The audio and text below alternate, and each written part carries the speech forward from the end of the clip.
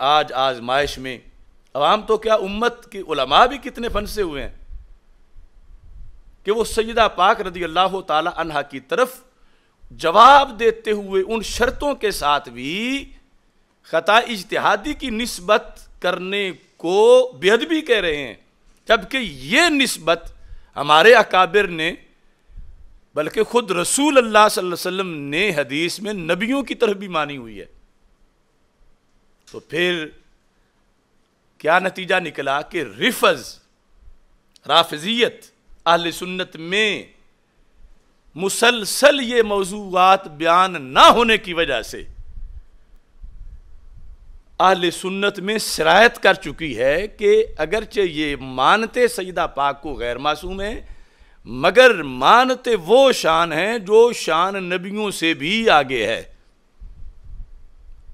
کس بات میں؟ خطا اجتہادی کی نسبت نہ کر کے۔ اب اس سلسلہ میں عام نہیں، یہ ترجمہ کنز الایمان جو ہے قرآن ہے، اور میں سارے ان خطیبوں سے ان پیروں سے کہ ہم محبت والے ہیں، ہم ادب والے ہیں، ہم یقیناً محبت والے ہیں، ہم ادب والے ہیں، تو اس پر حاشیہ جو ہے تفسیری حاشیہ خزائن العرفان وہ حضرت قبلہ سید محمد نعیم الدین مراد آبادی کا ہے،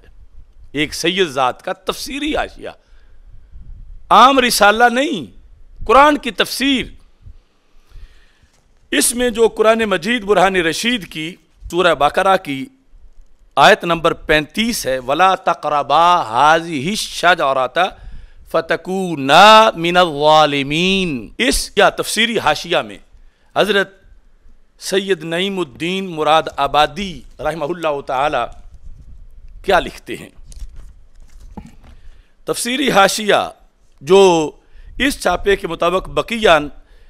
میں لکھا ہے 1095 صفحہ پر، یہ تفسیری حاشیہ کیا لکھا ہے؟ اس میں لکھتے ہیں کہ حضرت آدم علیہ السلام کو خیال ہوا کہ لا تقربا کی نہی تنزیہی ہے، تحریمی نہیں، کہ اللہ تعالیٰ نے جو روکا ہے کہ قریب نہ جاؤ تو یہ نہی تحریمی نہیں، تنزیہی ہے۔ اب یہ ہماری غلطی ہے نا کہ قرآن کا جو مطلب ہے وہ ہم لفظ بولیں گے تاکہ کوئی کہے عوام کو کیا پتہ ہے ان چیزوں کا، تو عوام کو پتہ ہونا چاہیے نا کہ مکروہ تحریمی کیا ہوتا ہے، مکروہ تنزیہی کیا ہوتا ہے۔ تو ظاہر ہے کہ جو چیز نبوت کی طرف منسوب ہو سکتی ہے تو نبوت کے نیچے وہ منسوب کریں گے تو توہین نہیں ہوگی، بلکہ اس کا مشروع طریقے سے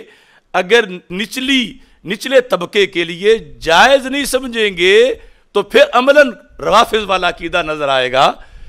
کہ یہ تو اس طبقے کی شان نبیوں سے زیادہ مانتے ہیں، کہ نبیوں کی طرف نسبت جائز سمجھتے ہیں اور سیدہ کی طرف نسبت جائز نہیں سمجھ رہے۔ اب یہ جملہ دیکھو، یہ تمام سادات کرام، مشائخ، مفتیان کرام، تمام ملت اسلامیہ، تمام عوام کی طرف منسوب کر رہا ہوں، یہ اپنے اپنے پاس جو گھروں میں موجود ہے قرآن مجید کنز الایمان، تو اس پر یہ دیکھ لے۔ ولا تقربا کے حاشیے میں کیا لکھا ہے کہ حضرت آدم علیہ السلام کو خیال ہوا کہ لا تقربا کی نہی تنزیہی ہے، تحریمی نہیں ہے، یعنی اجتہاد انہوں نے کیا، کیونکہ اگر وہ تحریمی سمجھتے تو ہرگز ایسا نہ کرتے کہ انبیاء علیہ السلام معصوم ہوتے ہیں۔ یہاں حضرت آدم علیہ السلام سے اجتہاد میں خطا ہوئی، اور خطا اجتہادی معصیت نہیں ہوتی۔ تو میں سارے مسلمانوں سے کہتا ہوں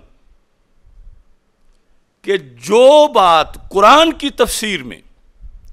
حضرت سید نعیم الدین مراد آبادی لکھ رہے ہیں کہ حضرت آدم علیہ السلام سے خطا ہوئی، صرف امکان نہیں، وقوع، اور ساتھ قید لگا رہے خطا اجتہادی کی، تو حضرت آدم علیہ السلام سے وقوع خطا اجتہادی اگر توہین نہیں اور بالیقین نہیں، تو جو نبوت سے نیچے طبقہ ہے وہاں خطا اجتہادی کا امکان یا امکان بمعنی وقوع، اور وہ بلکہ ایک اجر و ثواب ہے، اس کو توہین کیوں کہا جا رہا ہے؟ اور اگر کہا جا رہا ہے تو روافض کے نظریے پہ کہا جا رہا ہے، کیونکہ روافض جو ہیں وہ معصومیت کو نبوت سے بھی آگے مانتے ہیں، اور ان کا نظریہ ہے کہ سیدہ خطا اجتہادی بھی نہیں کر سکتی، اور اگر سنی نبی کی تو خطا اجتہادی کا وقوع بھی مانے اور سیدہ پاک کی خطا اجتہادی کا امکان بھی نہ مانے، تو پھر کیا ثابت ہوا کہ یہ ٹولہ جو ہے غیر محسوس طریقے سے روافض کے نظریے پر ہے۔ اگر اہل سنت کے نظریے پر ہوتا تو جہاں جو چیز نبوت کی طرف منسوب ہو سکتی ہے وہ نبوت سے نچلے طبقے کی طرف کیوں نہیں منسوب ہو سکتی؟ اور پھر اس کو گستاخی کیسے کہا جا سکتا ہے؟ بلکہ اگر نفی کی جائے گی تو پھر گستاخی بنے گی۔ کس طرح نفی کی جائے گی کہ امکان ہی نہیں، تو پھر یہ ہوگا کہ نبوت کی توہین ہو رہی ہے کہ نبوت میں تو یہ لوگ امکان مانتے ہیں، یہ ہمیں دیوبندی کہیں گے، خارجی کہیں گے، سارے لوگ کہیں گے کہ تمہارے اسلاف کا 14 صدیوں میں تو یہ نظریہ ہے کہ اہل بیت کا مقام اور صحابہ کا مقام نبوت کے نیچے ہے، لیکن عملاً تم اوپر مان رہے ہو۔ چونکہ کس طرح اوپر مان رہے ہو کہ تم ایک نبی حضرت آدم علیہ السلام کی طرف تو خطا کی نسبت کر رہے ہو، خطا اجتہادی کہہ کر، اور وہ کہ معصیت نہیں، اگرچہ مکروہ تنزیہی سمجھا، اجتہاد میں اجتہاد تھا،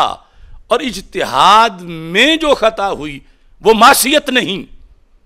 عیب نہیں۔ تو یہ بات جب ایک نبی علیہ السلام کے لیے مانتے ہیں اہل سنت، اور اس میں شک نہیں، اور یہ ہم نہیں کہہ سکتے کہ یہ ادب والوں کی زبان نہیں، سید نعیم الدین مراد آبادی کو ادب سکھانے کی ضرورت ہے؟ تو کیا یہ بے ادبی کی ہے سید نعیم الدین مراد آبادی نے کہ اللہ کے عظیم پیغمبر سیدنا آدم علیہ السلام کے بارے میں صرف امکان نہیں وقوع لکھا خطا اجتہادی کا، اور پھر کہا کہ یہ معصیت نہیں؟ تو مجھے اس لحاظ سے بھی کہنا پڑ رہا ہے، کروڑوں سلام ہوں سیدہ کی پاک نسل کو، پاک ذات کو،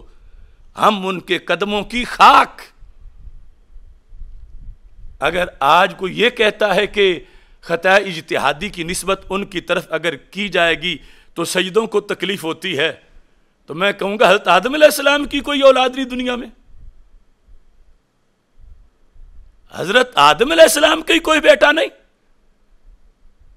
کہ ان کی طرف تو مان رہے ہو نسبت خطا اجتہادی کی اور کوئی توہین نہیں ہوئی۔ تو پھر اگر رافضیوں والا عقیدہ نہ ہو تو پھر سیدہ پاک رضی اللہ تعالی عنہا کی طرف خطا اجتہادی کے امکان یا وقوع کی نسبت جن شرطوں کے ساتھ جوابی طور پر ہم نے کہا، اسے بے ادبی کہنا خطا ہے، چونکہ جب نبیوں کے لیے مان رہے ہو تو پھر نبیوں کے نیچے ماننا یہ بے ادبی نہیں، یہ نظریہ اہل سنت ہے، اس سے سیدہ طیبہ کی شان پہ حملہ نہیں ہوتا۔ توحید و رسالت کا نعرہ دنیا